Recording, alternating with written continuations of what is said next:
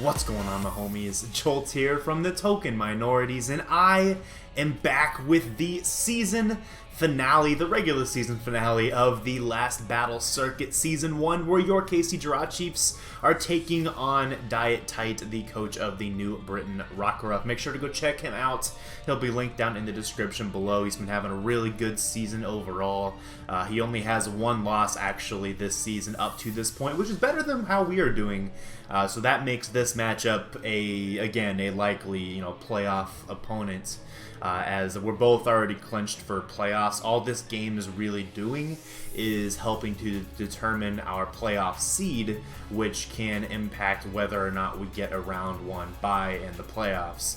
And you know what? I'm a little bit lazy. I'd love to have the round 1 bye so I don't have to play that one extra game. So that's what I'm going for here in this matchup. That means I have to win this game 5-0 or 6-0 against DyeItTight to clinch the number 2 seed and to land that round 1 bye. So that's what we're going to go for. My man does have access to the Keldeo, Kieran Black, Nidoqueen, Reuniclus, Incineroar, Jolteon, Whimsicott, Bronzong, Armaldo, Lurantis, and the Mega Pidgeot. So he has some pretty interesting mons, a lot of diversity on his team, very colorful team too. But I can definitely see why or how he's had so much success with this team. It just has a lot of annoying threats and combinations of threats to prepare for here. But because this is a potential playoff opponent, I'm not going to give you a really in-depth team builder again for this game.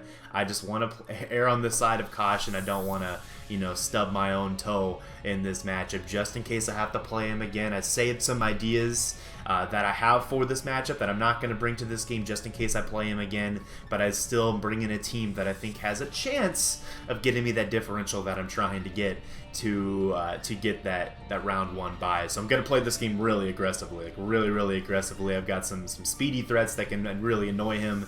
And yeah, so let's just go ahead and hop on over to the I guess analysis of what I brought. So I am bringing the Mega Beedrill, the Rotom Wash, Togekiss, Mew, Zygarde 50, and the Cobalion in this game. So I'm bringing pretty much all of my higher tier threats and the Pokemon that have gotten a lot of kills for me throughout the season. Mega Beedrill is just a very standard 4-attack set this week. So just good for momentum, good for picking up kills like it's done all season long. And Mega Beedrill really has a legitimate shot at winning MVP in this season, which I've actually never won MVP with one of my Pokemon before. I've been second place several times actually, but I've never actually had an MVP winner.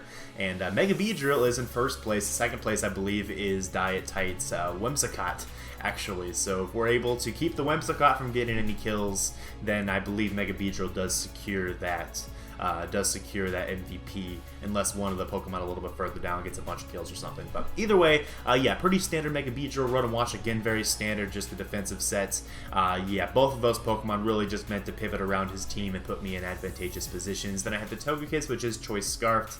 Choice Scarfed Air Slash, what more do I really need to say? Look at his team. He has 1 resist to flying moves, and that's the Bronzong. If I'm able to weaken that into range of just getting flinched like once by Togekiss, then that's pretty good, as I do have a 60% chance of flinching with Air Slash due to Serene Grace. So Togekiss can definitely serve as a potential win con in this game. Then I have the Mew, which is basically a Zazo Mew. It's running the Soft Boiled, the Super Fang, and the Knockoff, all just good utility options against this team. Knockoff also allows me to scout out his items throughout the course of this game, which could be good knowledge to have in a potential rematch. But otherwise, just really fat and able to take hits from pretty much everything that he brought, minus the Incineroar, so that's always a good sign. And then the Zygarde 50, it's a Z-move variant, and yeah, I can do a good chunk of damage to his team. Obviously, 1,000 Arrows is really spammable against him. And then I have the Cobalion, which is my Stealth Rocker in this game with a Shuka Berry to help out against a variety of his ground-type attacking moves, like Bronzong has access to Earthquake.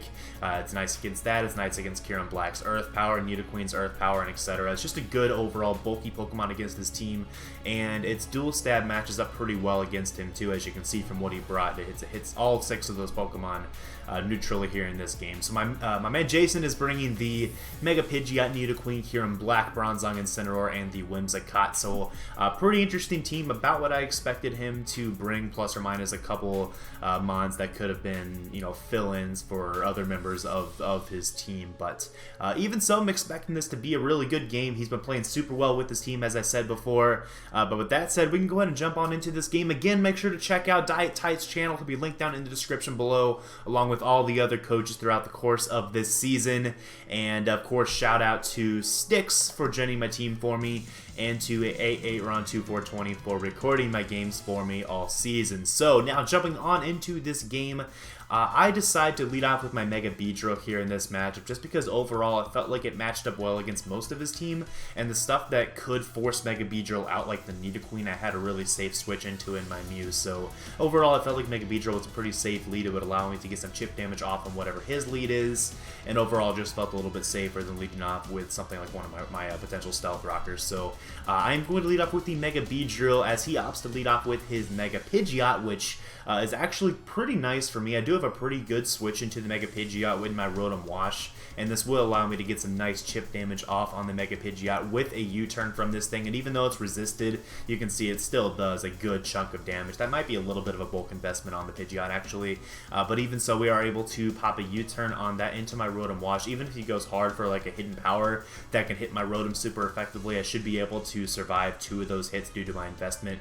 And yeah, so I really don't fear this thing whatsoever. I can easily just go for a Pain Split now, as I can get all my health back. There's no way he's staying in. If it goes for a U-turn, which he actually ends up doing, going to actually do a little bit more damage with the Pain Split to whatever comes in, most likely the Kyurem Black, which does end up being his switch in here. The Pain Split also covered the potential switch into the Whimsicott, while of course getting a bunch of health back here on my Rotom to make it a better switch into the Pidgeot later on in the game. So I do get that Pain Split off. Against the Kyurem, I do a little over 25% with that, which is really solid. That's just one less switch into rocks later on once I get them up, as now I'm going to go hard into my Cobalion, which is my Stealth Rocker in this game.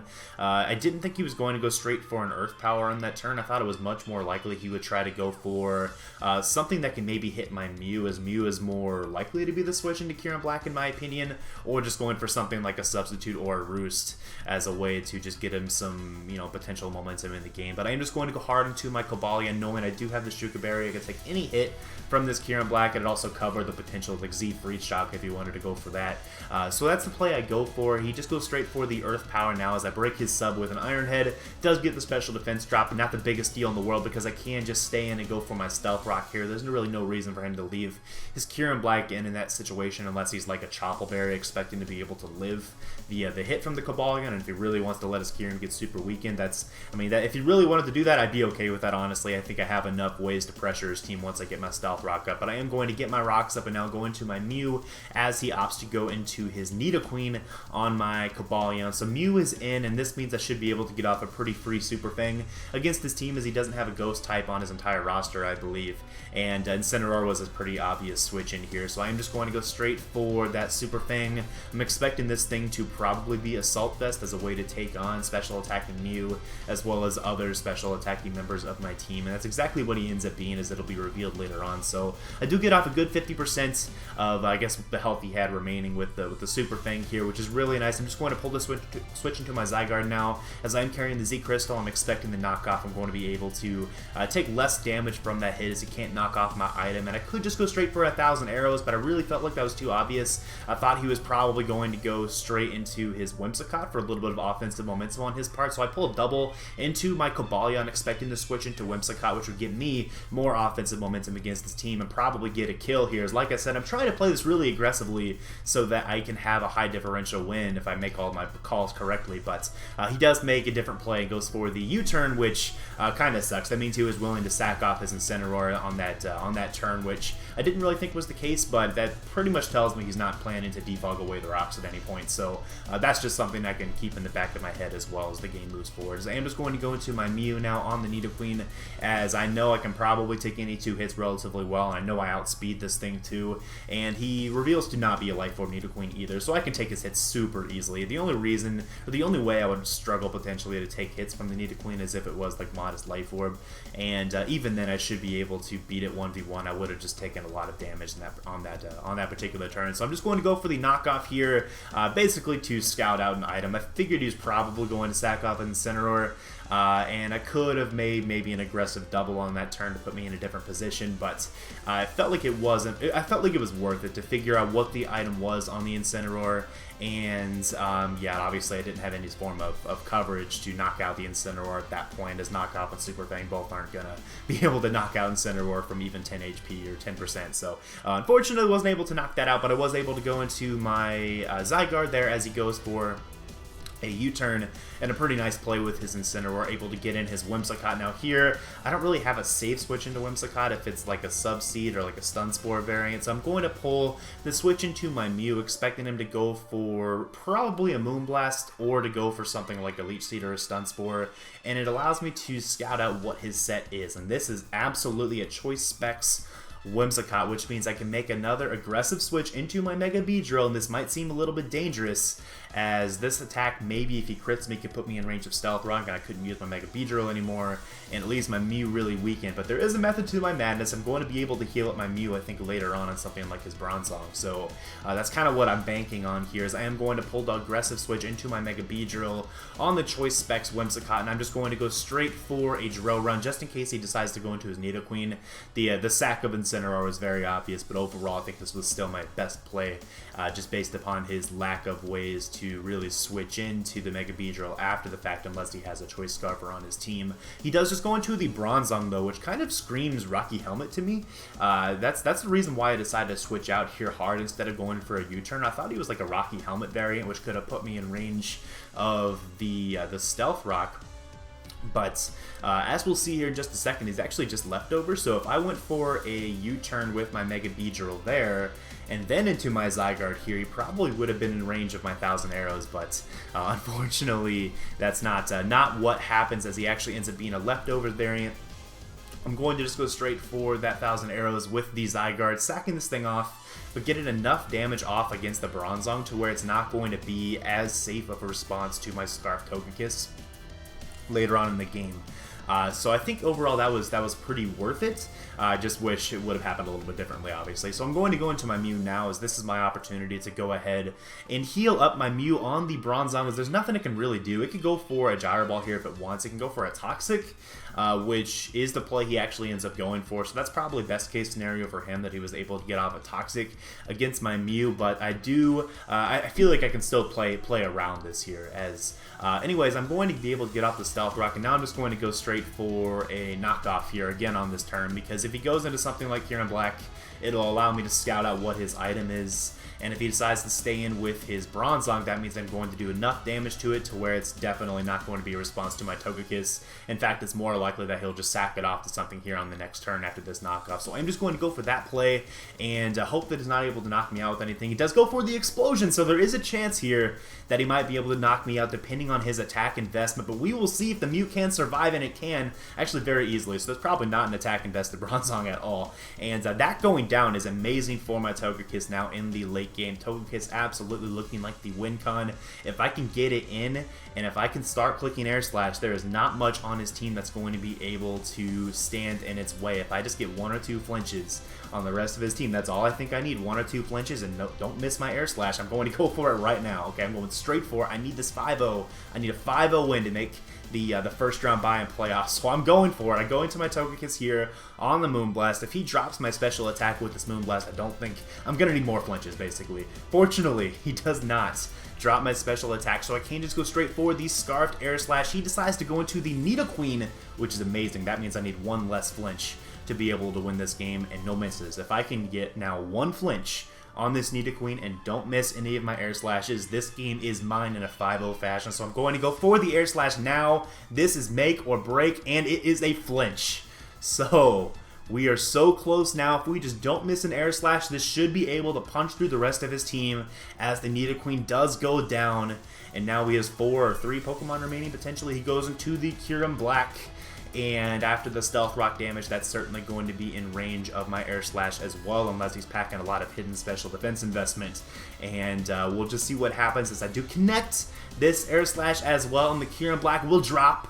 Not many Pokemon remaining. We are super close. He has the Whimsicott, he has the Mega Pidgeot remaining on his team, both of which are having incredible seasons for him, and I can't miss this Air Slash because of No Guard. Thank you, Mega Pidgeot, and that will absolutely drop to this Air Slash as well. So now it's Whimsicott versus the world. If Togekiss can land this Air Slash, 95% chance, then we are going to have a round 1 bye in the playoffs. Whimsicott is going to come in, Togekiss is going to go for the Air Slash, and it's going to connect.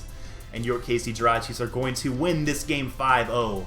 And advance to the playoffs as the number 2 seed, securing the round 1 bye. So that could not have gone any better, honestly. Togekiss putting the team on its back, picking up more kills in this game than it had the whole season.